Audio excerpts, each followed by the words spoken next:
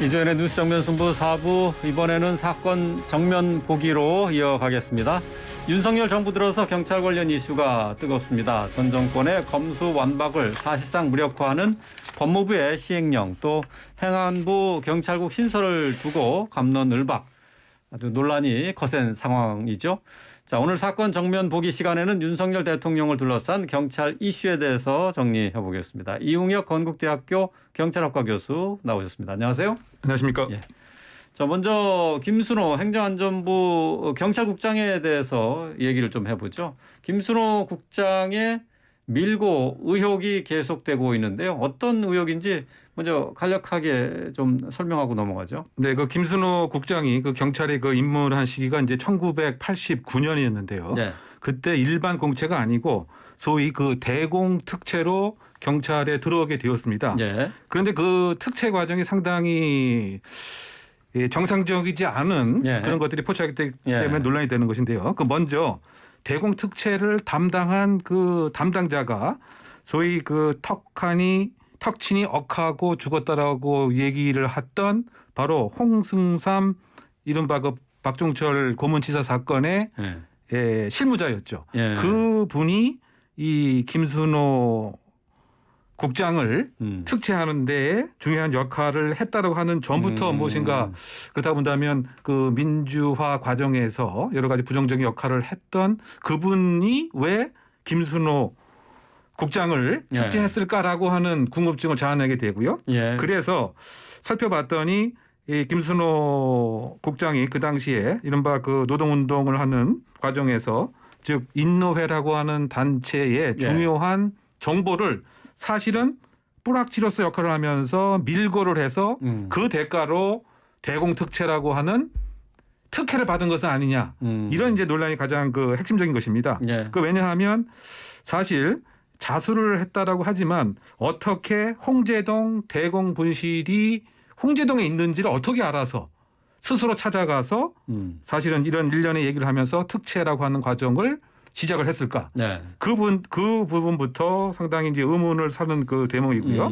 그래서 특채라고 하면 이제 그 전문 지식 때문이라고 하는데 지금 방송에 나와서 김 국장이 한 얘기는 자신이 갖고 있었던 그 당시에 네. 주체 사상의 전문적 식견이라든가 또는 공산주의 혁명 이론에 정통했고 또 대남 혁명 노선에 남다른 식견이 있어서 예. 이것이 바로 특채의 그 요건이었다라고 얘기를 하고 있지만 네. 사실 그 당시에 노동운동이라든가 아니면 일반적인 그 대학생에서 민주적 운동을 했던 많은 이 분들도 사실 이 정도의 식견은 갖고 있었지 않았던가. 근데 이러한 또 비판적 시각도 있기 때문에 네. 더군다나 이 인노회 활동에 18명이 연행이 되고 15명이 구속이 됐는데 네.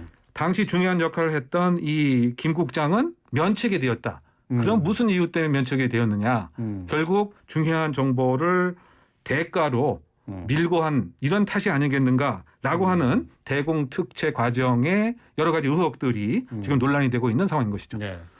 김순호 경찰국장은 지금 그 자신에게 제기된 의혹에 대해서 이제 소설 같은 얘기다라고 얘기했고 국회 업무 보고 과정에서는 김일성 주체 사상, 주사파에 대한 염증으로 전향한 것이다 이렇게 해명을 했거든요. 이 부분을 어떻게 보십니까? 그러니까 이제 그 본인이 주장하는 바는 이른바 자신은 그 용공적 세력이라든가 사상 자체를 단절하기 위해서 부득불 지금 의혹으로 제기되고 있는 그런 행동들을 할 수밖에 없었다. 이런 입장을 그 표명하는 것 같고요. 다만 이제 그 점에 있어서 또 법적인 논란이 있는 것이 이 그 인노회라고 하는 그 단체가 최종적 법적 그 평가에서는 저희 그 반국가 단체라든가라고 하는 평가를 받은 것은 또 아니었거든요. 네. 그렇다고 본다면 과연 이제 김순호 국장의 그 이야기가 설득력이 있는 것인지 또 그 구체적으로 함께 이 당시에 그 일을 했던 친구라든가 친구의 그 가족이라든가 등이 그 당시에 여러 가지 그 상황을 지금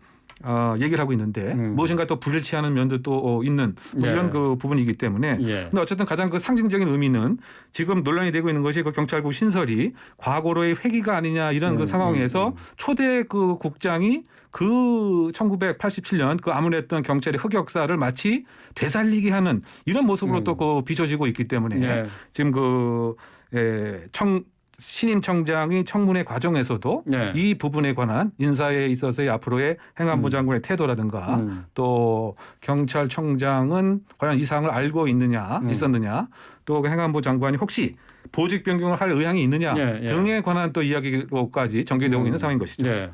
말씀하신 것처럼 이제 경찰국 신설도 논란이었지만은 초대 이제 경찰국장이 이렇게 또 의혹의 중심에 있는 인물이에요. 이상민 행안부 장관이 지난 18일 국회에서 교체를 검토해 보겠다라고 밝히기도 했었는데 교체 가능성 어떻게 보세요?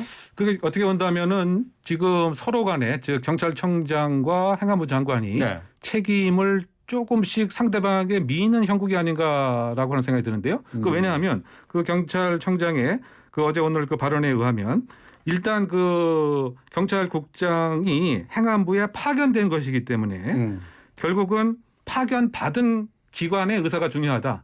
즉 행안부 장관의 의사가 중요하다라고 하는 입장을 밝힌 것 같습니다. 네. 왜냐하면 행안부에서 결정을 해줘야 우리도 움직일 수 있다. 따라하겠다. 예. 이런 입장인 것 같고요. 또 행안부 장관은 그 청문회 과정에서 교체를 검토해 보겠다. 네. 검토는 하지만 실제로 교체라고 하는 그런 행정적 결정을 할지 이 부분은 좀 의문이고요. 왜냐하면 오늘 아침에 그 기자간담회에서 또 경찰청장이 한 얘기가 보게 되면 추가적인 내용이 새로 나오지는 않았기 때문에 지금 상태에서 보직 변경을 하는 것은 적절치 않다라고 하는 또 취지의 얘기도 했기 때문에 제가 평가해 볼 때는 새로운 이야기가 동료라든가 또 과거의 인노회 회원 등에 의해서 나타나지 않는 한 글쎄요 그냥 갈 가능성이 상당히 크지 않냐면 또 상징적인 의미가 있으니까 초대 경찰국장이 불과 출범한 지 한 달 남짓에서 교체된다고 한다면 가뜩이나 그 경찰국 신설에 관한 법적 논란과 여러 가지 반발도 많은 상태에서 여러 가지 이 의미의 또 상실 같은 것도 있기 때문에 일단은 계속 갈 가능성이 크지 않나 예상해 봅니다. 교수님께서는 경찰 2,500여 명을 대상으로 경찰관들의 경찰국 신설 관련 인식 조사 이걸 실시하셨었나요? 네. 예, 이거 뭐 국회 공청회에서 발표하셨다고요? 네, 사실은 이제 이와 같은 일을 민간인은 제가 해야 될 것이 아니고 사실은 행안부라든가 경찰청에서 내부 의견을 수집을 하고 바람을 분석하고 했어야 되는 이 절차를 거쳐야 되는데 교수님이 직접 그 하신 거예요? 네, 제가 비용도 다 내시고? 그 내부망을 통해서 경찰 내부망이 있습니다. 거기 협조를 얻고 요즘에 이제 그 링크라고 하는 거 그 QR 코드를 활용하게 되면 온라인 조사군요. 온라인 조사를 하기 때문에 그 과거보다 비용은 많이 들어가지 않습니다. 물론 저희 그 시간과 노력은 많이 들어갔지만 경찰 정체성의 확보와 좀 더 바람직한 경찰제도의 발전을 위해서 제가 그것은 그 기꺼이 제 시간을 활용을 했습니다. 경찰국에 대한 여론 어떻게 나온 거예요? 요약을 하게 되면은 지금 사실상 이 법치에 반하고 이 치안 업무는 장관의 사무가 아니고 시행령으로 이렇게 경찰국을 신설하는 것은 온당치 않다라고 하는 의견이 94%에 그 해당이 됐습니다. 아유, 94%. 더군다나 가장 그 핵심적인 것은 경찰의 의견이 반영이 안 되었고 설치 이 과정이 무엇인가 적절치 않다라고 하는 이 절차적 공정성에 의문을 표하는 그러한 경찰관들이 무려 97%에 그 해당이 됐죠. 더군다나 행안부 장관의 여러 가지 그 표현에 대해서도 상당히 부적절함을 표현했습니다. 예를 들면 그 왜 거기는 독립을 필요로 하는 것이냐라는 얘기 또는 왜 희한하게 먼저 치안과 민사를 발표해서 이 사달이 났다라고 하는 그런 언급이라든가 또는 한가하게 총경들이 논의를 하고 있다. 그러니까 전반적으로 보게 되면 경찰의 자긍심을 사실상 폄훼될 수 있는 이런 표현에 대해서 상당히 그 부적절하다고 생각하는 경찰관이 무려 98%에 그 해당이 되었고요. 그 앞으로 경찰국에 대한 지지를 하겠다라고 하는 경찰관도 3% 남짓이었습니다. 그리고 현재 지휘부에 대해서 신뢰를 못한다라고 하는 그런 의견이 그 84%에 그 이르렀기 때문에 또 하나 그 좀 우리가 주목을 해야 될 거는 경찰관들이 바라는 것은 현장에 좀 정부나 경찰청이 좀 지원을 할 수 있는 관심을 가져달라 이런 것도 우리가 그 주목을 좀 해야 할 부분이 아닌가 생각합니다.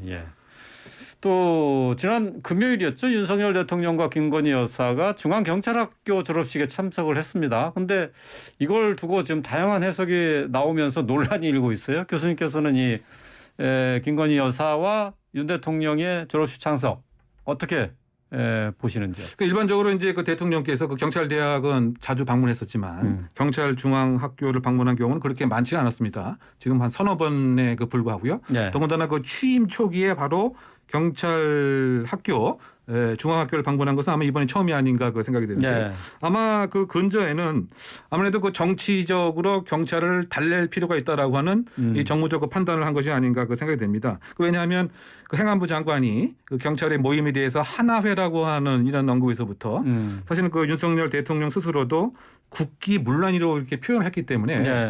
사실은 이제 경찰의 속성이 사실은 그 정권의 무엇인가 열과 성을 다하는 예. 그런 조직인데 어쨌든 경찰국 신설로 이렇게 무엇인가 척을 지는 뭐 이런 것은 바람직하지 않겠죠. 예. 14만 명이라고 하는 그런 많은 인력을 갖고 있는 경찰 조직이기 때문에 예. 이런 그 대립보다는 무엇인가 그 품어 안는 예. 이런 그 정치적 제스처로서 방문을 하는 것이 아닌가 생각됩니다. 뭐 정치적인 뭐 목적을 갖고 있는 것도 물론 뭐 지적을 할 수 있습니다만 김건희 여사가 지금 사실 그 경찰 수사를 받고 있는 상황인데 여기 간담회 참석했다 하는 것 때문에 문제가 됐어요. 이제 윤희군 경찰청장이 오늘 기자간담회 하면서 이게 문제가 될 거라는 예상하지 못했다 이렇게 얘기를 했거든요. 네, 그러니까 이제 그 김건희 여사가 그 공식적인 만약 행보로 그 똑같이 이렇게 악수를 한다든가 이런 모습이었으면 문제가 좀 생기지 않을 수도 있었는데 네. 별도의 공간에서 별도의 또 시간을 가졌던 역시 그 비공식적 그 행보였기 때문에 예. 또 일정한 졸업생들과 이제 간담회 자체가 좀 적절하진 않았다 이렇게. 또 왜냐하면 이제 그 지적되고 야당에서 그 있는 바라보는 거죠? 시각 중 하나는 예. 어쨌든 지금 그 김건희 여사와 관련된 여러 가지 수사가 현재 그 진행 중에 그 있는데 수사를 받는 그런 입장에서 경찰 새내기에게 네. 일정한 친근한 표시를 하는 것은 또 다른 문제에 대한 양상으로 볼 여지가 있지 않느냐. 예. 그래서 논란이 계속 불거지고 있지 않나 생각됩니다. 예, 알겠습니다. 오늘 말씀 여기까지 듣겠습니다. 고맙습니다. 예, 감사합니다. 이웅혁 건국대학교 경찰학과 교수였습니다.